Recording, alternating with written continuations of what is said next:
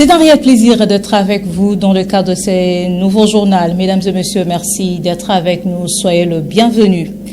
2023-2025, 2 ans pratiquement depuis l'arrêt de travaux des bétonnages de la route énergie qui relie la route nationale numéro 1 à la hauteur de l'arrêt La Tortue à celle d'Nkalankala. La population plaide de nouveau aux dirigeants provinciaux d'ordonner la poursuite de l'exécution et finalisation des 10 travaux. Reportage signé Regelingesa avec les images de Bienvenue Choni.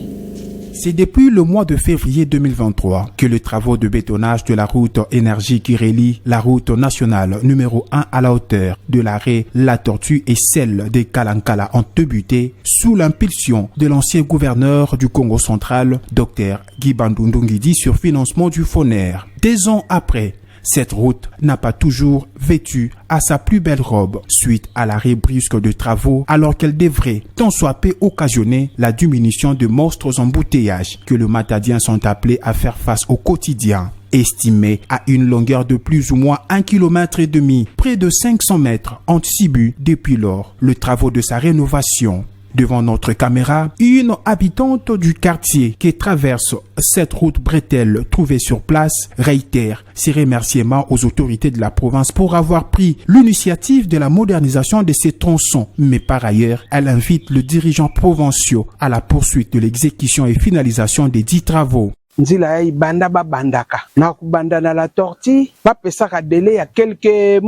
depuis longtemps que le projet de bétonnage de cette route avait commencé. Ils ont commencé juste à l'entrée de l'arrêt La Tortue, mais ici, ils n'ont pas touché. Que le gouverneur pense à ordonner la poursuite des travaux de cette route pour diminuer tant soit peu les embouteillages dans notre ville de Matadi.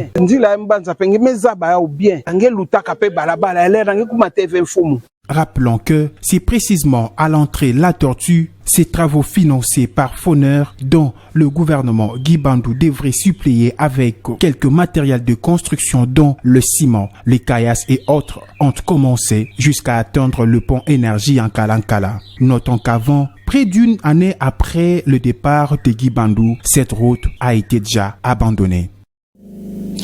Dans un briefing presse tenu mardi 18 février 2025 à Kinshasa, le ministre de la Communication et des Médias, porte-parole du gouvernement, Patrick Mouyaya, et celui de Mines Kizito Pakabomba ont confirmé qu'une grande partie de recettes intérieures alimentant le budget du Rwanda provient de l'exportation des minéraux volés dans l'est de la République démocratique du Congo. Par cette même occasion, ils ont présenté des mesures prises par le gouvernement congolais pour arrêter ces processus de pillage. Suivez. À Davos, on a parlé des dépenses, que la délégation congolaise aurait dépensé beaucoup plus d'argent. Je voulais avoir votre commentaire à ce sujet. 2 rumeurs. On nous parle du retrait des Glencore par rapport à la situation actuelle du pays et on parlerait d'une chasse à l'homme contre le Swahilifone. Nous répétons qu'il faut faire attention au poison rwandais. Ici, je précise que le poison, c'est les mensonges. En République démocratique du Congo, je l'ai dit tout à l'heure et comme je l'ai dit chaque jour, nous sommes 26 égale 1. Pour la question de la dépense évaluée à 440 000 $ américains, comme frais d'hôtel des 6 ministres congolais à Davos qui défraient la chronique, l'un parmi les concernés, le ministre des Mines, Kizito Pakabomba, a éclairé la lanterne. La délégation officielle de la République démocratique du Congo, présidence ainsi que les ministres présents, étaient logés à Badragas. Aujourd'hui, cette rumeur dit que la délégation était logée à l'hôtel Kelenov. Nous ne sommes pas cachés, nous étions à Badragas. Donc déjà, c'est un premier point de discrédit. Le deuxième point, vous pouvez aller sur des applications de recherche de logement, vous tapez Kelenov Hotel, et vous allez voir que les chambres d'hôtel sont à 85 $. Concernant les retraits des Glencore en République démocratique du Congo, une entreprise spécialisée à l'achat et vente de matières premières, Kizito Pakabomba, revient. D'ailleurs, le groupe Glencore vient d'envoyer un démenti formel en disant qu'ils n'ont aucune intention de quitter la République démocratique du Congo. Parlons de la diplomatie. Patrick Mouyaya a réaffirmé que rien ne restera impuni. Les auteurs des exactions dans l'est de la RDC répondront de leurs actes. Il y a une détermination claire à poursuivre parce que ce sont les Rwandais qui nous agressent, même si ils n'ont pas ratifié les statuts de Rome, mais il y a des Congolais qui sont complices. Le temps de la justice va arriver. Le porte-parole du gouvernement a aussi éclairé l'opinion sur la présence de l'armée ougandaise à Bunia. Nous avons des relations diplomatiques avec l'Ouganda. Nous avons un travail que nous faisons ensemble dans le cadre de l'opération Shuja, dans des zones qui sont bien circonscrites. Et vous avez suivi le porte-parole de l'armée dans la région qui a communiqué et cela a été diffusé à la télévision nationale. En quelques jours seulement, plusieurs Congolais ont perdu la vie à Goma. Le gouvernement fait état de 5000 corps qui ont déjà été enterrés. Donc les bilans, d'après les derniers chiffres reçus du ministère de la Santé, nous allons dépasser les 8000 morts. Goma a été transformé en cimetière pendant quelques jours. Dans les structures de santé, on a recensé 1568 morts dans ceux qui y étaient. Donc ça s'y rajoute. Aujourd'hui, on est à plus de 4375 blessés dans les structures de soins de santé. Toujours dans ces chapitres, les membres du gouvernement souminois ont saisi le taureau par le corne. Ils ont répondu à toutes les thématiques qui font l'objet d'un débat sur les réseaux sociaux, notamment la prétendue attaque de la ville de Bunia par la force ougandaise, l'affaire 440 000 $ américains qui seraient dépensés par les autorités congolaises comme frais d'hôtel à Davos, sans être exhaustive. Les détails dans ces dossiers de Pacifique Mwanda. Si vous voyez l'ensemble des exportations du Rwanda en minerais, vous allez voir différents minerais qui sont exportés. Et les statistiques, ça c'est les statistiques pour les 3 derniers mois par exemple. Vous allez voir que ce soit pour la cassitérite, pour le coltan, wolframite et tout ça, nous nous situons dans des zones qui sont aux alentours de 10 millions de dollars à peu près chaque mois. Mais par contre, et le schéma illustre très bien, pour l'or, vous voyez que nous sommes dans des proportions bien plus grandes. Bien sûr. Et ces proportions vont jusqu'à des niveaux assez élevés, 80 millions de dollars par mois. Et voilà donc ces statistiques. Et même, je pense qu'on peut montrer la projection ou les futures exportations que le Rwanda souhaite faire. Nous passons depuis 2022 de pratiquement 500 millions de dollars jusqu'à 2026 à plus de 2 milliards de dollars d'exportation d'or, qui est en fait l'or pillé dans la République démocratique du Congo. Et vous comprendrez que les mesures qui ont été prises jusqu'à ce jour au niveau du ministère des Mines font en sorte que cela impacte fortement, parce que dans la mesure où nous aurons mis en place tout notre système de traçabilité, et que nous aurons assuré la livraison aux utilisateurs finaux, eh bien à ce moment-là, cette projection de 2 milliards d'or ne rentrera plus dans les comptes du Rwanda. C'est la vraie raison de la guerre, parce que 2 milliards jusqu'en 2026, c'est plus de 50% du budget du Rwanda. Voilà, c'est ça.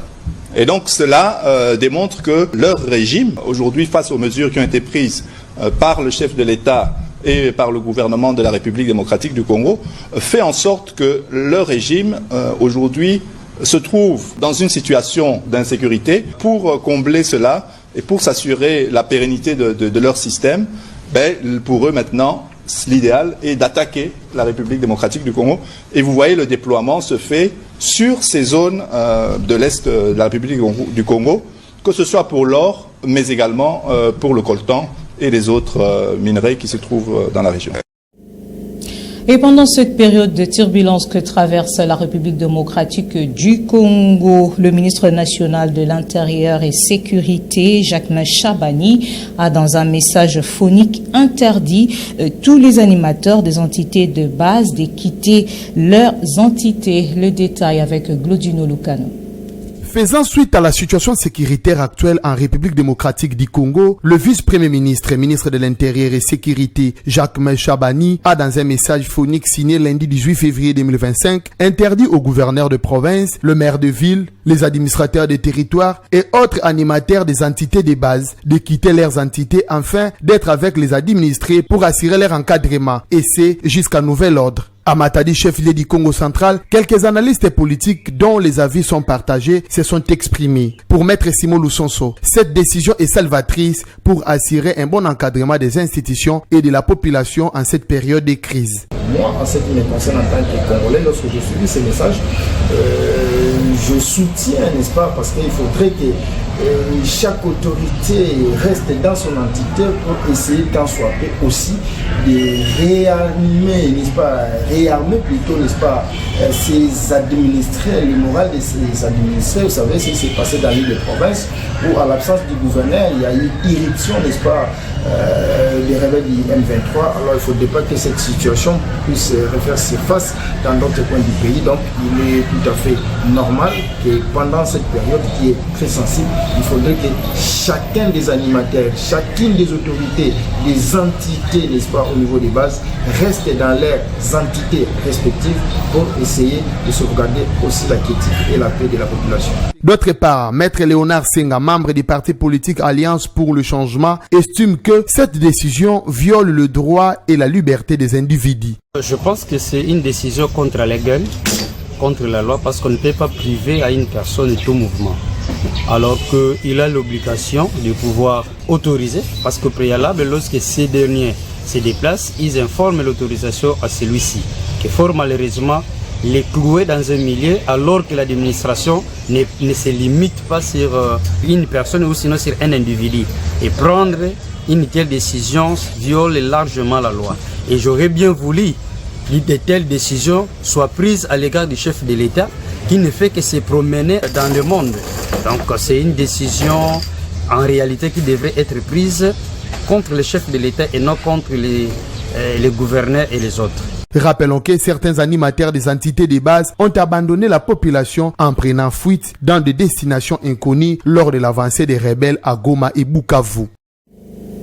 Et en dehors de la République démocratique du Congo, Donald Trump a vivement taclé le président ukrainien Volodymyr Zelensky, pointant son impopularité et les détournements de l'aide américaine. Et il s'est dit bien plus confiant dans un accord avec la Russie, promettant une rencontre avec Vladimir Poutine dans les prochains jours. Suivez. Allez-vous rencontrer le président Poutine avant la fin du mois ? Probablement. Donald Trump se retire confiant de sa conférence de presse tenue dans sa résidence en Floride. Quelques minutes plus tôt, le président américain qui ne compte pas envoyer de troupes américaines pour le maintien de la paix en Ukraine, mais qui est favorable à ce que l'Europe le fasse, rejette avec fermeté les critiques du vieux continent concernant ses négociations directes avec le président Poutine. Je pense avoir le pouvoir de mettre fin à cette guerre et je crois que c'est en bon chemin. Mais aujourd'hui, j'ai entendu, nous n'avons pas été invités. Eh bien, vous auriez dû mettre un terme à la guerre il y a 3 ans. Vous n'auriez pas dû la déclencher, vous auriez dû conclure un accord. Des propos qui s'adressent aussi au président ukrainien, inquiet de se voir exclu des pourparlers. Nous voulons la paix, mais nous voulons qu'elle soit juste et que personne ne décide de quoi que ce soit dans notre dos. Vous pouvez discuter de tout, mais vous ne pouvez pas prendre de décision sans l'Ukraine sur la manière de mettre fin à la guerre en Ukraine. Pour lui, les négociations devraient inclure l'Union européenne, le Royaume-Uni ainsi que la Turquie. Une réaction à la rencontre entre le ministre des Affaires étrangères russe Sergei Lavrov et son homologue américain Marco Rubio ce mardi à Riyad. Nous avons ressenti l'attitude et la volonté de nos homologues américains de faire avancer les choses activement. Et nous allons faire de même.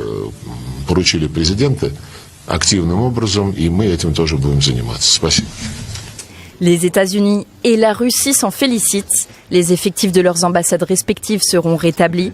Les deux pays coopéreront de nouveau sur le plan économique. Et une première étape aurait été franchie pour mettre fin à la guerre en Ukraine. Ainsi se termine cette session d'information. Mesdames et messieurs, merci à vous de nous avoir suivis. Le programme continue sur votre chaîne.